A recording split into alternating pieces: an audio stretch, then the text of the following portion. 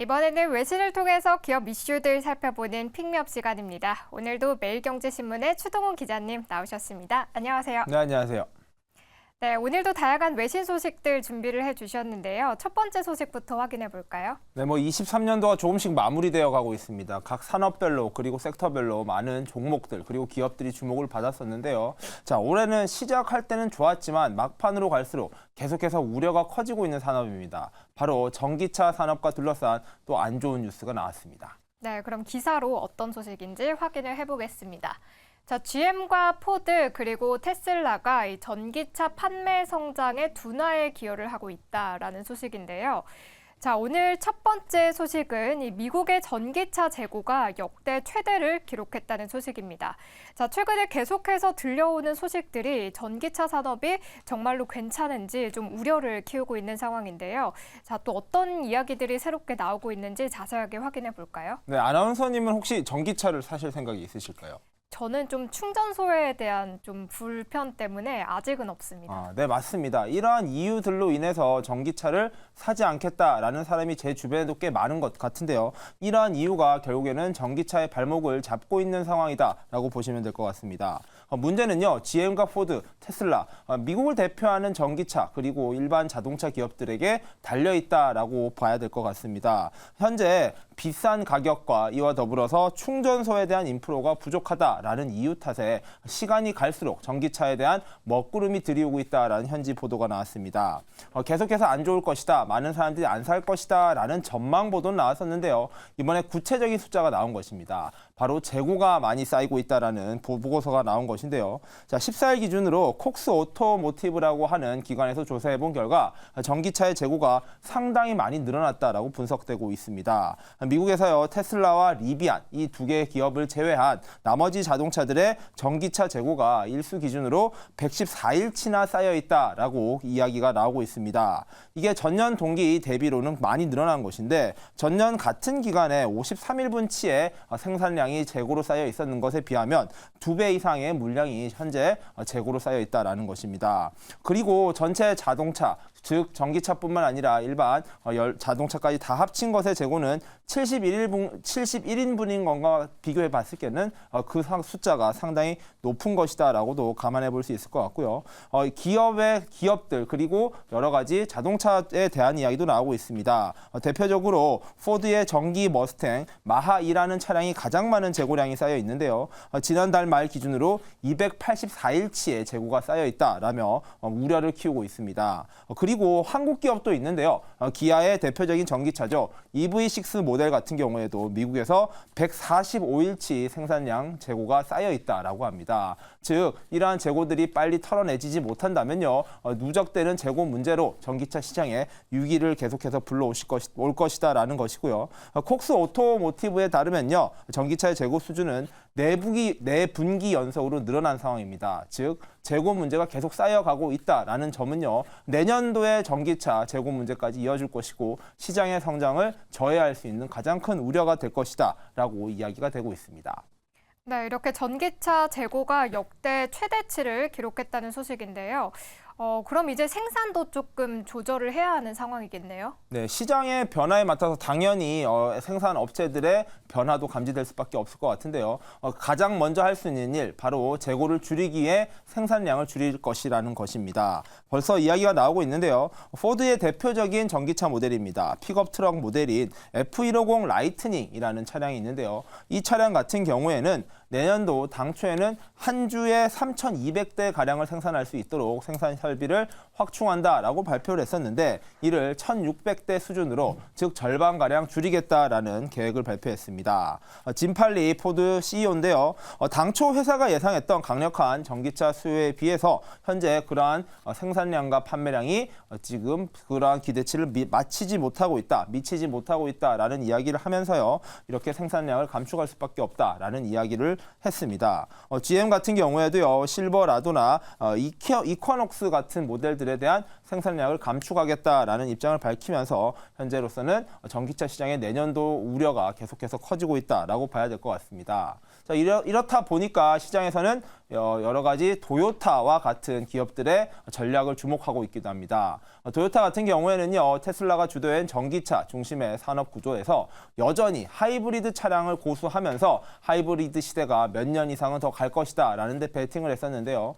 당초에 도요타 같은 경우에는 전기차로의 전환이 너무 더뎌지는 게 아니냐라는 우려가 있었음에도 불구하고 실질적으로는 현재 그 절충점에 있는 모델, 바로 하이브리드에 대한 인기를 독점하고 있다라고 해도 과언이 아닙니다. 자, 하이브리드 차량 같은 경우에는요, 내연 기관차와 전기차 사이 정도의 가격에 포지셔닝을 하고 있고, 충전 인프라 역시 전기차에 부족한 것을 내연 기관을 채울 수 있는 가솔린 등의 주유소를 통해서 채우고 가고 있습니다. 즉 절충형 모델, 말 그대로 하이브리드 차량의 인기가 내년도에 더욱더 커질 것이다 라는 메시지가 나오는 만큼 이 전기차가 과연 내년도에는 계속해서 성장을 할 수 있을지, 또는 하이브리드에게 완전히 잠식당할지도 살펴보는 것이 2024년도 이 자동차 시장을 전망해보는 중요한 키워드가 될 것 같습니다. 네, 전기차 수요 부진에 따른 이 재고 우려와 또 관련한 이야기들 함께 나눠봤고요. 자, 그럼 이어서 다음 기사로 넘어가 보도록 하겠습니다. 자, 두 번째 기사인데요. 어떤 소식일까요? 자, 전기차를 거쳐서 이번에는 인공지능 이야기를 해봐야 될 것 같은데요. 자, 인공지능 역시 올해 가장 큰 화두가 되었던 산업입니다. 여러 새로운 기업들이 탄생을 했었고요. 이를 둘러싼 빅테크 기업들의 합종 연행이 계속 이어지고 있었습니다. 자, 이러한 AI가 과연 우리 삶을 어떻게 바꿀 것인가에 대해서 논의가 많았었는데요. 과연 우리들의 일자리가 많이 줄어들 것인가에 대한 이야기가 나오고 있습니다. 네, 그럼 기사부터 함께 짚어보시죠. 최근 데이터에 따르면 AI 일자리 감소가 증가하고 있고, 하지만 이 숫자가 전체 이야기를 해주지는 않는다라는 기사인데요. AI가 처음에 등장을 했을 때 좀 가장 많이 나왔던 이야기 중에 하나가 나중에는 AI가 사람을 대체할 것이다, 이런 이야기들을 좀 많이 했었는데요. 그런데 이제는 미래의 이야기가 좀 아닌 상황이죠. 실제로 AI의 일자리 대체에 대한 데이터가 발표가 됐다고 하는데요. 자, 어떤 내용들 나왔는지 살펴볼까요? 네, 저희가 지금 방송을 진행하고 있지만 몇 년 안에 저희들 대신에 AI 앵커, AI 아나운서들이 저희의 역할을 대신할 수 있다라는 점에 대해서는 미리 많이 이야기가 되어 있었습니다. 자, 그런 가운데 정말로 이 AI 기술이 우리들의 일자리를 얼마나 빠르게 대체할 것인가에 대한 우려가 커지고 있었는데요. 이미 굉장히 깊숙한 수준으로 우리의 일자리를 대체하고 있다라는 조사가 나왔습니다. 현재 미국의 기업인들 10명 중에 4명 정도는요, 내년도에 일자리를 채용할 때 이러한 AI 기술로 인해서 직원 해고를 할 것이다라는 목소리를 내고 있습니다. 자, 레주메 빌더라는 기업의 보고서가 나왔는데요. CNBC 등 외신들은 이 보고서를 굉장히 깊이 있게 그리고 다양하게 담고 있습니다. 자, AI 기술을 현재 활용하고 있다라는 기업은 벌써 전체 기업의 37%가량이 나왔었고요. 이 기업들은 이만큼의 인원만큼 직원들을 해고해버렸다라고 메시지를 나오고 있습니다. 즉 올해도 10곳 중에 10명 중에 3명 정도의 직원은 AI로 인해서 일자리 잃었는데요. 내년도에는 더 많은 사람들이 일자리를 잃을 수 있다라는 분석 데이터가 나온 것입니다. 자, 이 조사가 의미가 있는 이유는요, 바로 기업인들, CEO들을 대상으로 했다라는 것인데요. 이달 초에 750명에 달하는 CEO들을 대상으로 조사를 해본 결과 내년도 인력 계획을 짤 때 이 AI 기술과 관련된 부분을 충분히 감안하겠다라고 대답을 한 것입니다. 자, 올해부터 본격적으로 AI 기술에 대한 논의가 있어 왔었는데 불과 1년도 안 된 시간 만에 이 AI가 발빠르게 우리의 일자리를 대체하고 있다라는 것이 데이터로 그리고 설문조사로 확인된 것입니다. 자, 이미 기업의 80%가량은요, AI 기술을 일자리 그리고 여러 가지 업무에도 활용하고 있다라고 대답을 했었는데요. 특히 고객 응대를 해야 되는 AS 서비스라든지 고객 상담 서비스에 AI 기술이 상당 부분 적용되면서 큰 효과를 내고 있다라고 이야기를 하고 있습니다. 사실 이 고객 서비스 같은 경우에는 정말로 절대적으로 인력 서비스입니다. 사람이 해왔던 일이다 보니까 그 비용 문제가 만만치 않았었는데요. AI 기술이 발빠르게 진화를 하면서 이 부분을 쉽게 대체할 수 있었다라는 점이 그러한 이유로 손꼽히고 있습니다. 이 외에도요, 연구 수행과 문서 요약 등의 이 업무에서도 AI 기술이 굉장히 잘 활용되었다라고 이야기가 되고 있는 만큼 앞으로 AI 기술이 쓰일 곳은 더욱더 많아질 것이다 라고 분석이 되고 있습니다. 뿐만 아니라 하나 또 체크해 보셔야 될 게 있는데요. 앞으로는 AI 기술을 얼마나 잘 활용할 줄 아느냐가 인재를 채용하는 데 중요한 평가 요소가 될 것이다라는 이야기도 나왔습니다. 특히 응답한 기업인의 대부분 96%에 달하는 응답자가요, 내년도에 채용을 할 경우 AI 기술을 가진 직원을 채용하는 것을 적극적으로 고려하겠다라고 이야기를 했습니다. 물론 취업 준비하는 분들 입장에서는 준비해야 될 게 워낙 많긴 하지만 이제부터는 AI 기술을 어느 정도 다룰 줄 알고 이해도가 있는 사람들이 매력적인 취업 준비생이 될 것이다라는 점도 흥미로운 부분으로 예상이 되고 있습니다. 자, 앞으로 AI 시대가 계속해서 다가올 텐데요. 2024년도에는 AI 기술로 인해서 어떤 변화가 더욱더 생길 것인지 흥미진진할 것으로 예상됩니다. 네, AI의 등장으로 사람들에게 요구되는 능력치 또한 변화가 되고 있는데요. 이렇게 AI의 근로자 대체 이슈에 대한 내용들 두 번째 기사로 짚어봤고요. 자, 이어서 마지막 기사로 넘어가 볼까요? 이번에도 AI 소식이던데요. 네, 맞습니다. AI 소식이 연말인데도 계속해서 나오는 것 같아요. 또 중요한 발표가 있었습니다. 자, AI 기술로 주목받았던 대표적인 기업은 오픈 AI가 있을 것 같은데요. 여기 같은 경우에는 생성형 AI라는 새로운 기술들을 주도해 나가면서 빅테크 기업들에게 큰 변화 그리고 감흥을 줬던 기업입니다. 그런데 바로 이러한 AI 기술로 가장 수혜를 받은 기업이라고 하면 오픈 AI보다 먼저 언급되는 기업, 바로 엔비디아가 있었습니다. 바로 AI 기술에 쓰이는 반도체 칩 시장을 독점하다시피 했던 기업이 바로 엔비디아인데요. 여기에 도전증을 내밀고 있는 전통의 강호가 다시 한번 새로운 발표를 했습니다. 네, 그럼 기사 체크해 보도록 하겠습니다. 인텔의 새로운 PC용 칩이 널리 사용될 것이고 하지만 유용하지는 않을 수도 있다라는 기사가 나왔는데요. AI 시장의 급속한 성장, 바로 올해의 주요 키워드가 아닐까 싶은데요. 이번에는 GPU로 시장 점유율 70% 이상을 장악하고 있는 인텔이 이렇게 AI 칩 전쟁에 뛰어든다는 소식입니다. 자, 기사 헤드라인은 좀 다소 부정적인 어감도 있는데요. 좀 찾아보니까 또 좋다는 내용들도 많이 있더라고요. 좀 하나하나 볼까요? 네, 맞습니다. 인텔이 새로운 발표를 했는데요. 이 기사 제목을 보시면 아시겠지만 엔비디아가 이미 독점하다 하고 있는 AI 시장에서 인텔이 과연 역전에 성공할 수 있을까에 대해서 부정적으로 평가하고 있는 요소인 것 같습니다. 그런데 이 상황 정말 웃긴 상황입니다. 사실 PC 시장, 반도체 칩 시장에서 왕이라고 불리는 것은 바로 인텔이었는데요.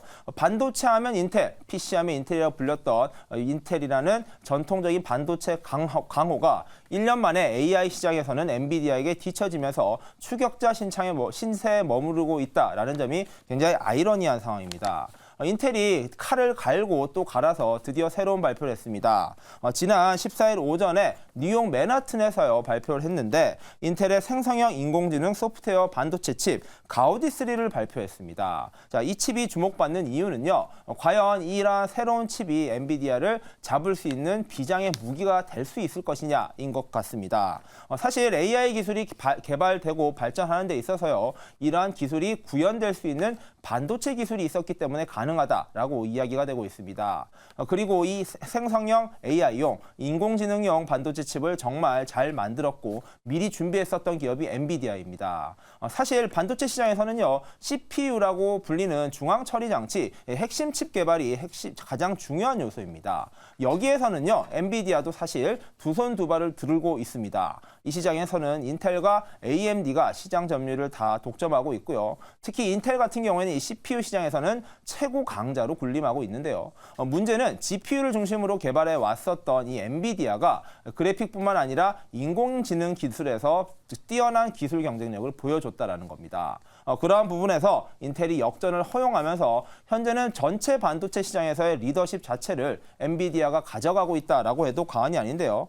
이번 가우디3 칩 같은 경우에는 핵심이 기존에는 생성형 AI 기술이 주인공이었다면 2024년도부터는 AI 칩이 본격적으로 PC 속에 들어가서 PC 시장에서 경쟁을 할 것이며 여기에서 인텔이 큰 역전을 이뤄낼 것이다 라고 자신감을 보였다는 겁니다. 하지만 AI 기술이 기본적으로 난이도도 굉장히 높고요. 뿐만 아니라 PC 시장, 즉 개인용 PC 컴퓨터 시장에서 진출되기 위해서는 다소 시간이 걸릴 것이다 라는 평가가 있는 만큼 인텔의 새로운 도전이 과연 엔비디아를 꺾고 새로운 왕자를 차지할 수 있을지 등 또 관전 포인트로 내년도에는 특히 보시면 좋을 것 같습니다.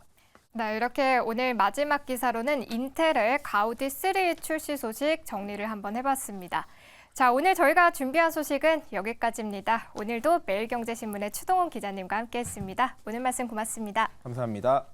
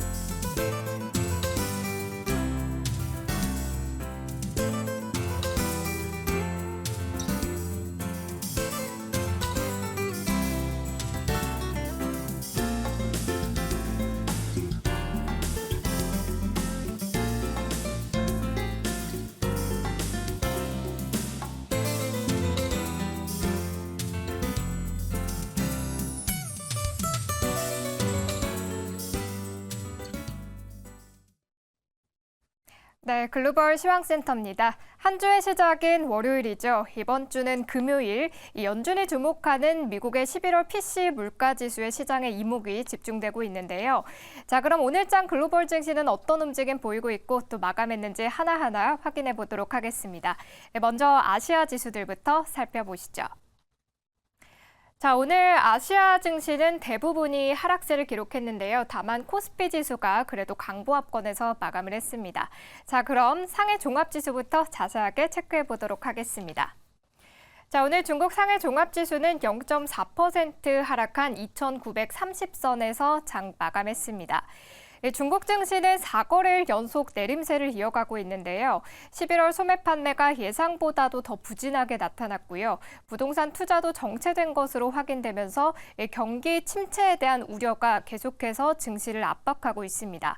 오늘 상해 종합지수 연중 최저치에 근접했다는 점도 체크해 주시기 바랍니다.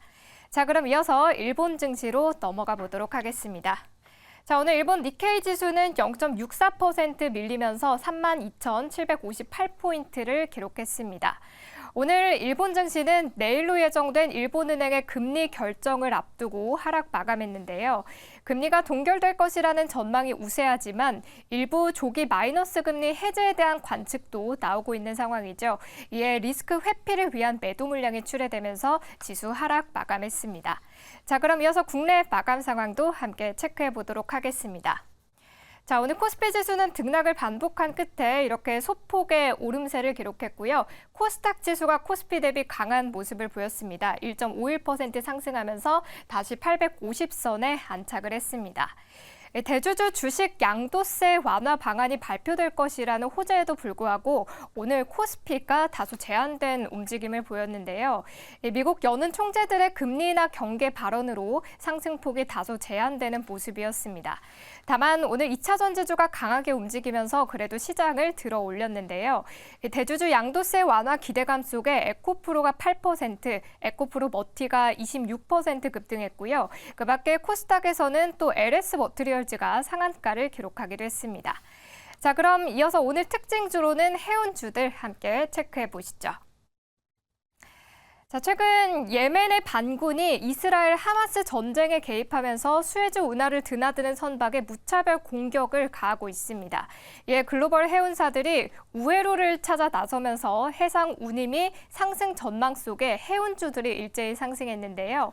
오늘 장에서 HMM이 14%대 급등세를 기록했고요. 흥하해운이 9%, STX 그린로직스도 7%대 급등세를 기록했습니다. 그 밖에 한익스프레스가 25% 급등하는 등 종합 물류 테마주들도 동반 상승했습니다. 자, 이렇게 국내 시장 특징주들까지 함께 살펴봤고요. 그럼 이어서 이 시각 유럽 증시로 넘어가 보도록 하겠습니다. 자, 이 시각 현재 유럽 증시는 희비가 엇갈리는 모습을 보이고 있는데요. 이어서 지수 자세하게 확인해 보도록 하겠습니다. 자, 먼저 영국의 푸치 지수가 0.51% 강세를 기록하고 있습니다. 현재 7,615선 지나가고 있고요. 프랑스 깍그 지수가 0.41%, 그리고 독일의 닥스 지수는 0.49%의 약세를 나타내고 있습니다. 유럽 증시는 최근 급등에 따른 쉬어가는 움직임으로 오늘 혼조세를 보이고 있는데요. 최근에 글로벌 전반적으로 금리 인하에 대한 기대가 높아지면서 미국뿐만 아니라 유럽에서도 각 인사들이 금리 인하 기대를 제어하는 발언들을 내놓고 있는데요. 이에 유럽 증시 오늘 좀 관망하는 분위기 속에서 희비가 엇갈리고 있다는 점 확인해 주시면 되겠습니다. 자, 그럼 이어서 마지막으로 방금 전에 개장한 뉴욕으로 넘어가 보겠습니다. 자, 뉴욕 3대 지수는 일제히 오름세로 출발을 해주고 있습니다. 지수 자세하게 살펴보겠습니다. 자, 먼저 다우존스가 0.09% 오름세를 기록하고 있습니다. 현재 37,339선 지나가고 있고요. 나스닥 지수가 0.22% 강세, S&P 500 지수도 0.26%의 오름세로 개장을 하고 있습니다. 지난주 뉴욕 증시는 6년 만에 최장기간 상승세를 이어간 데다 다우가 사상 첫 37,000선을 돌파했고 S&P 500과 나스닥 지수도 근 2년 만에 최고치를 기록했죠. 오늘장 뉴욕 증시는 지난주의 상승 흐름을 계속해서 이어가고 있는 모습인데요. 여는 총재들이 시장의 금리 인하 기대가 성급하다고 진화에 나서고 있지만 오늘 시장은 여전히 금리 인하에 베팅을 하고 있는 모습입니다. 이번 주 발표될 11월 PCE가 예상치를 밑돈다면 금리 인하 기대감을 더 키울 것으로 현재 기대가 되고 있고요. 또 오늘 국채 금리도 안정적으로 움직이고 있다는 점 함께 체크해 주시기 바랍니다. 자, 이렇게 오늘도 글로벌 시장 상황 함께 살펴봤고요. 지금까지 시황센터였습니다. 오늘 특징적인 기업들부터 살펴보도록 하겠습니다. 먼저 US 스틸이라는 기업이 무려 29% 넘게 상승을 해주고 있는데요. 일본의 니폰 스틸이 동사를 주당 55달러, 총 149억 달러의 인수하는 거래를 검토하고 있다라는 소식 속에서 무려 20% 넘게 상승을 해주고 있습니다. 오늘 우버, 금일로부터 S&P 500 지수의 편입이 이뤄집니다. 프리마켓에서도 상승세 이어지더니 지금까지도 오름세 이뤄내고 있습니다.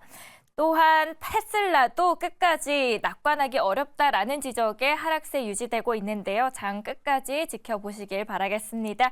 오늘 하루도 수고 많으셨습니다. 내일도 힘찬 모습으로 저희는 다시 찾아뵙도록 하겠습니다.